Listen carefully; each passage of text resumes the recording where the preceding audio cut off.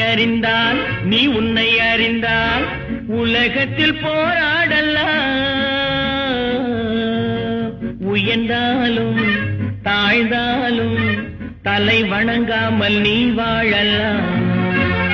உன்னை அறிந்தால் நீ உன்னை அறிந்தால் உலகத்தில் போராடலாம்.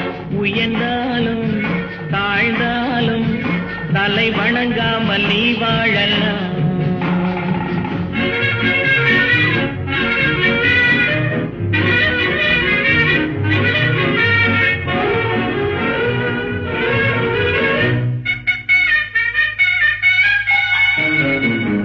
மானம் பெரியதென்று வாழும் மனிதர்களை மான் என்று சொல்வதில்லையா?